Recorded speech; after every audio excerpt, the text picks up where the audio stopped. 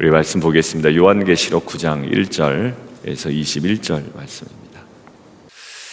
오늘 본문은 다섯 번째 천사가 나팔을 부는 장면, 그리고 여섯 번째 천사가 나팔을 부는 장면, 두 장면으로 구성되어 있습니다. 12절까지는 다섯 번째 천사의 나팔을 분 이후에 임하는 재앙, 그리고 13절부터는 여섯 번째 천사가 나팔을 분 이후에 나타나는 재앙의 모습, 심판의 모습, 이렇게 기록이 되어 있습니다.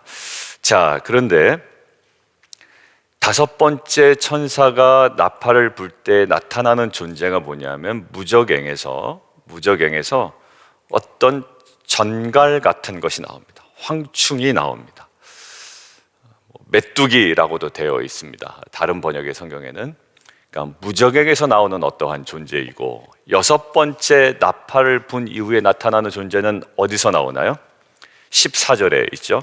유브라데 강에서 네 천사가 나오는데 죽이기로 준비된 자들이다 라고 나옵니다. 그런데 이것들을 통해 다섯 번째 나팔과 여섯 번째 나팔이 뭐가 더 우월하다, 뭐가 더 심각하다라고 할 거 없이 다 지금 재앙과 심판의 모습을 그리고 있습니다. 그런데 오늘 저희가 주목할 것은 이것이 얼마나 무서우냐라는 것들을 묵상하는 것이 아니라 여기서 구별된 자들을 우리에게 소개해 준다라는 거예요. 그죠? 오늘 본문의 특징은 이 사람들은 빼고 이 사람들만 이런 느낌이 있단 말이죠. 그러니까 어떠한 대상에 대해서 설명을 하죠. 자, 여러분들 어떤 대상입니까? 요한계시록 7장에도 이미 나왔지만 인침받은 자라고 나옵니다. 그렇죠? 인침받은 자. 그리고 요한계시록 나중에 14장인가요? 거기서도 또 나옵니다. 인침받은 자. 여러분들 인침받은 자라고 할 때 여러분들 어떠한 이미지를 가지고 계시면 좋으냐면 소속, 이렇게 이미지를 가지고 계십니다. 소속. 어제 이제 대한민국에 갑자기 비상계엄령이 나왔어요. 2시간 반 만에 국회에서 그것들을 이제 제어하는, 무효화하는 것들을 이제 판단해서 정상적으로 돌아왔지만 아주 후폭풍이 좀 클 것 같습니다. 전국이 좀 안정될 수 있도록 여러분들 같이 기도해 주시면 좋겠는데, 어제 투입된 계엄군을 다시금 입에 떠올릴 줄 몰랐는데, 아무튼 국회에 투입된 계엄군의 부대마크를 봤다는 얘기예요. 그러니까 부대마크가 다양했답니다. 어느 진술이. 그러니까 이게 어디 수방사냐 아니면 또 어디냐, 소속이 이제 대부분 마크에서 나오죠. 동일합니다. 여러분들 인침받았다라고 하는 것은 어떤 의미가 있냐면 어디 소속이냐라는 거예요. 어디 소속이냐.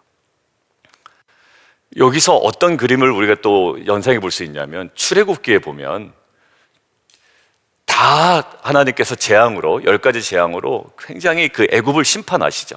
그런데 거기서 유독 어느 시점 이후부터는 이스라엘 민족이 거한 땅에는 제외하고 애국에 맹한 영향을 미치는 재앙들로 변하기 시작합니다. 그리고 맨 마지막에는 결정적으로 어떠한 일이 벌어지냐면 모든 장자는 다 죽어나가는데 어린 양의 보혈로 발라 구별된 곳은 지나갑니다. 그래서 유월절 사건이 벌어지죠. 거기서 핵심 뭐냐면 소속입니다. 소속. 어디에 속해 있느냐라는 거죠. 그것들을 조금 더 편하게 얘기하면 우리의 신분입니다. 조금 더 발전해서 얘기하면 정체성입니다. 이 사람의 정체성이 어디며 이 사람의 소속이 어디냐에 따라 이 심판과 재앙의 영향력의 유무가 결정된단 말이에요. 자, 그러면 오늘은 그러면 우리는 인침을 받았다 라고 생각할 수 있죠. 자, 그래서 거기서 끝나는 것이 아니라 그래서 어제 우리가 이제 좀 묵상했던 것들이, 어제 함께 나눴던 것들이 10가지 재앙은 애굽 입장에서는 재앙이지만 이스라엘 민족 입장에서는 뭐다? 구원이다. 그러니까 요한계시록 항상 그 관점을 놓치지 않아야 된다라고 얘기했지만, 오늘은 그럼에도 불구하고 이 인침을 받은 자에게 보여지는 특징이 무엇인가를 보고 우리의 삶을 돌아보는 묵상을 하면 좋겠다라는 생각이 들었어요. 그러니까 오늘의 목적은 우리는 인침받았다 아싸 할렐루야라고 끝나는 게 아니라, 그렇다면 이 마지막 때에 그렇게 소속이 구별되고 그리하여 이 재앙을 면함을 받는 이 인침받은 자에게 나타나는 특성이 무엇인지를 좀 함께 보려고 합니다. 자, 다섯 번째 나팔을 분 이후에 그 메뚜기인지 정갈인지 황충인지 대단한 공격성을 가지고 괴롭힙니다. 그런데 죽이지는 또 않네요. 그러니까 고통은 이루 말할 수가 없어요. 죽여달라고 해도 죽지 않는 고통인데, 자, 우리가 오늘 묵상할 것이 그러면 어딜까요? 대상에 집중한다면 4절일 겁니다. 4절 함께 보시죠. 시작.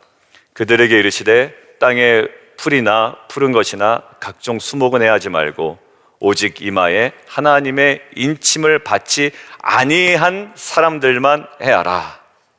예. 자, 인침을 받지 아니한 사람들만 해하라. 자, 그래서 여기서는 이 사람들의 특징이 나오지 않아요. 그런데 에스겔서에 보면 인침을 받는다라고 할 때 그들에게 보여지는 특징이 하나 있고, 오늘 마지막 20절, 21절과 연관되어서 함께 묵상을 하려고 합니다. 자, 에스겔서 9장을 한번 보시죠. 에스겔 9장. 9장 표제가 어떻게 되어 있습니까? 소제목이 예루살렘을 향하여 분노를 쏟으시다로 되어 있죠. 여기서 주어가 누굴까요? 옆 동네 아저씨가 아닙니다. 하나님이에요.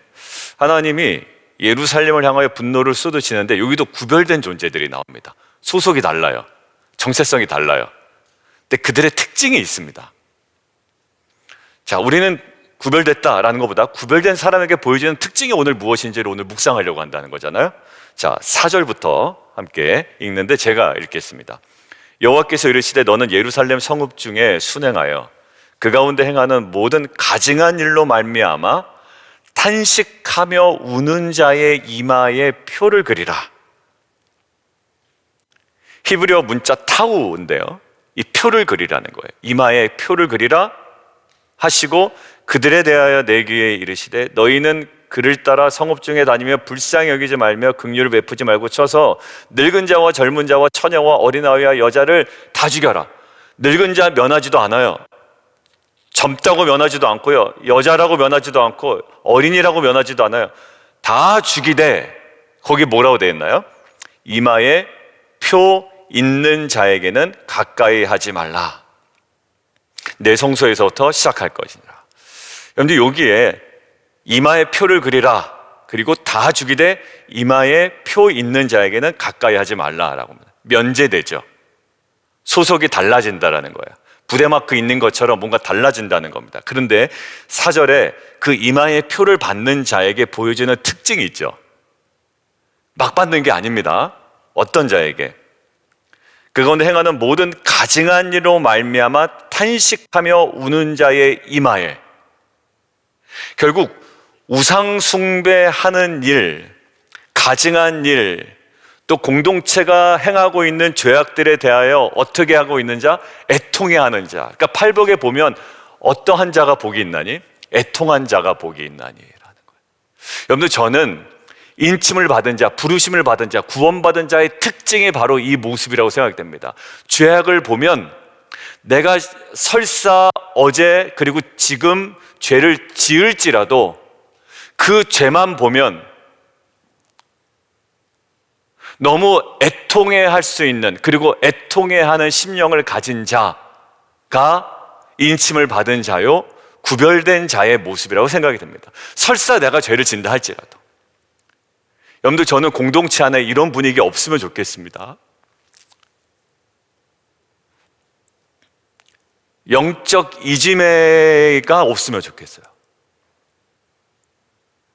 여러분들, 제가 어설프게 들었는데요, 그 어설프게 저한테 얘기한 분의 뉘앙스 보니까 그 당시에 그 사람이 거기 있지 않았지만 그 사람을 굉장히 사람들이 낄낄대고 웃었겠다, 마음속으로. 여러분들, 구체적으로 제가 말씀을 못 드리겠는데요,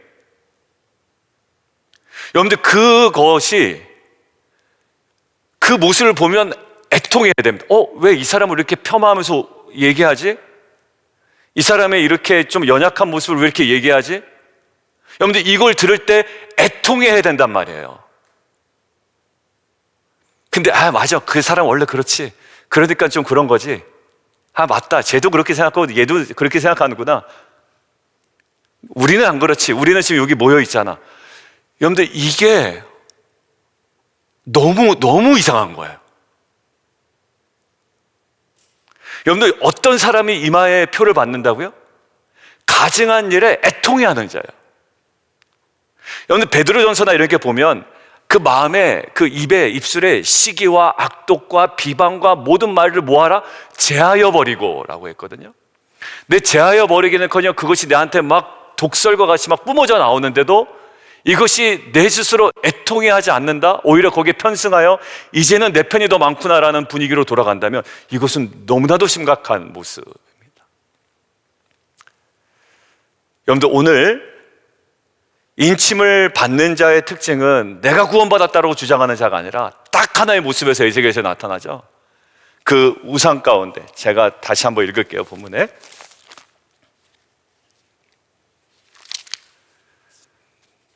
모든 가증한 일로 말미암아 탄식하며 우는 자라는 거야. 모든 가증한 일로 말미암아.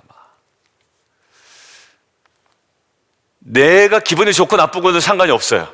그 일이 얼마나 공동체 안에, 그리고 그 사람에게 하나님 보시기에 가증한 일이냐라고 봤을 땐 이것을 애통해하며 우는 자는 누구예요?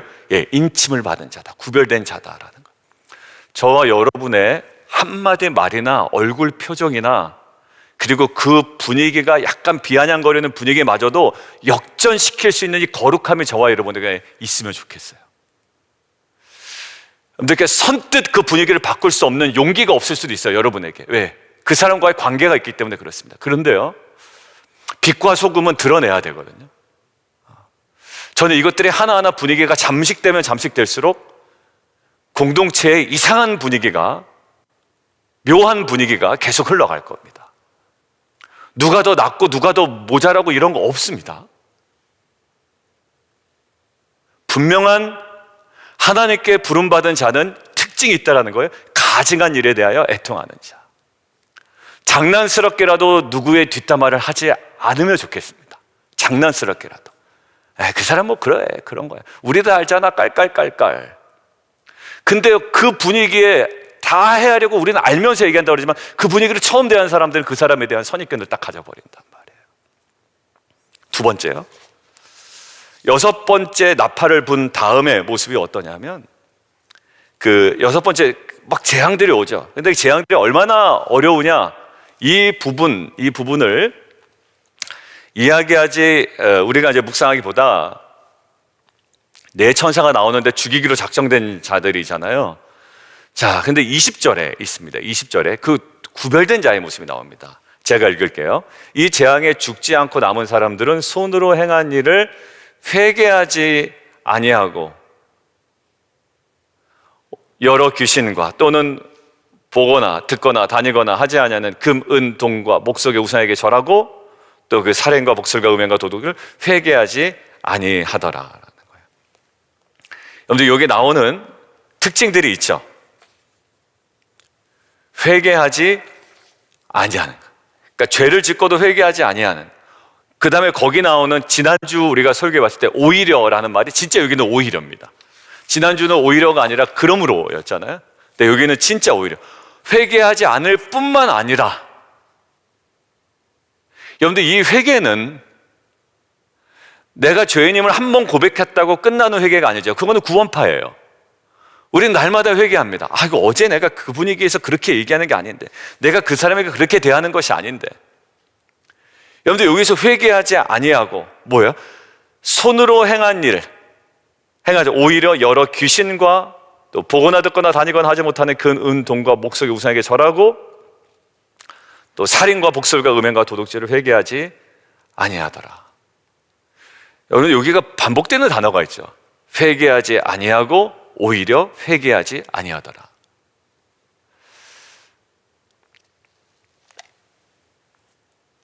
아까 보였던 가증한 일에 대하여 애통해 했던 이 모습들, 이마에 표를 받는 자의 모습과는 다른, 회개하지 아니하고 오히려 더욱더 회개하지 아니하더라, 그 일들에 앞장서 있었던 자의 모습이 있습니다. 그러니까 결국 극심한 고통을 경험하거나 회개하지 않았다고 말해줍니다. 오히려 자신의 죄를 누이치고 회개하고 돌이키지 않아요 완악해져서 우상숭배를 행합니다. 우리는 우상숭배를 행하지 않습니다라고 하지만 우리의 완악함은 우리도 모르는 죄를 더 짓게 합니다. 사람과 더불어 화목하라 라고 했지만 화목하지 않습니다. 더욱 화목하지 않습니다. 왜? 너와 나와는 틀려, 태생이 틀려. 이런 마음이 완악하게 있으면요, 그 관계 유지 그대로 가져간단 말이에요.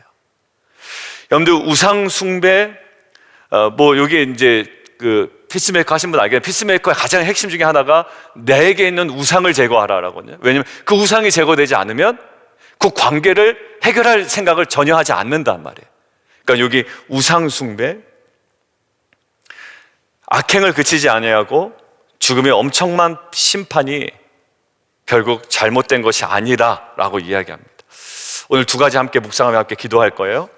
첫 번째는 다섯 번째와 여섯 번째가 얼마나 무서운지에 대한 이야기가 아니라 구별된 자의 모습이 어떠한 것인지를 우리에게 얘기해 줍니다. 첫 번째 가장 명확한 것은 하나님께서 가증하게 생각하시는 일에, 그러니까 딱 보면 하나님께서 이거 기뻐하실까라는 것들을 하늘의 관점으로 바라보면 됩니다. 이 장면을 하나님께서 기뻐하실까?